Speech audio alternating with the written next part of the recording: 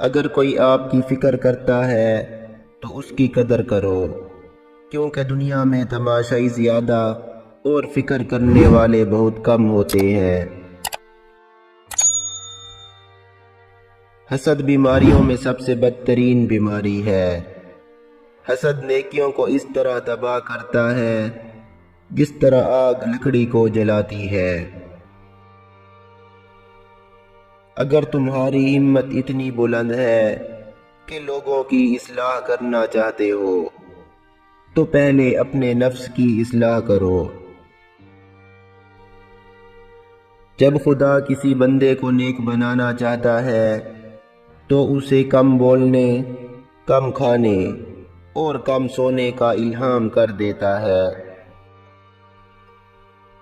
اپنے رب سے ہمیشہ دعا کرتے رہو، کیونکہ دعا ایک ایسا عمل ہے جو تقدیر کو بھی شکست دے سکتا ہے۔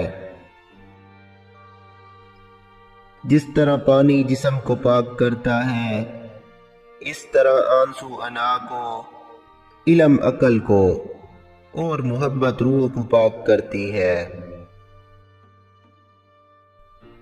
کسی کے درد کی دوا بنو، زخم تو ہر انسان دیتا ہے۔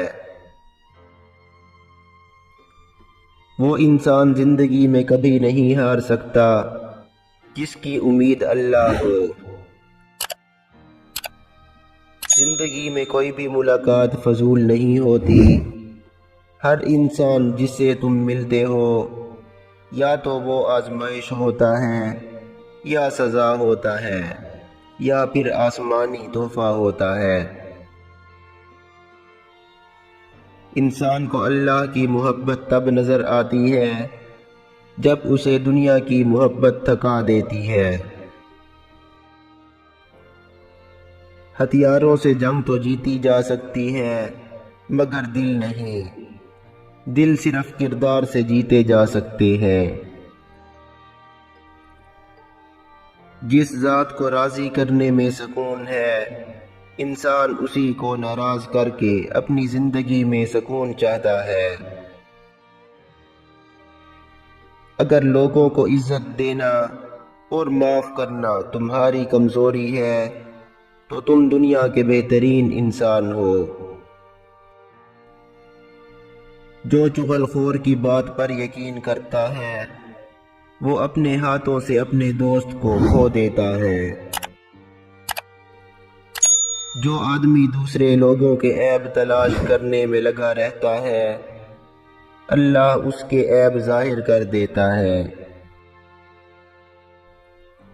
کائنات کی سب سے مہنگی چیز احساس ہے، جو دنیا کے ہر انسان کے پاس نہیں ہوتا۔ انسان کے کردار کی دو ہی منزلیں ہیں، دل میں اتر جانا یا دل سے اتر جانا۔ زندگی میں جب تم پر یہ 5 نشانیاں ظاہر ہونے لگیں تو سمجھ جاؤ کہ تمہارا اچھا وقت قریب ہے۔ فجر کے وقت آنکھ کا کھلنا، جس کو دین کی سمجھ آنا شروع ہو جائے، جو آزمائش میں صبر کرنے لگ جائے، چہرے پر رونق آنے لگے، خرچے میں کمی آنے لگے۔ اچھا سوچو اور اچھا بولو، کیونکہ بدگمانی اور بد زبانی 2 ایسے عیب ہیں جو انسان کے ہر کمال کو زوال میں بدل دیتے ہیں۔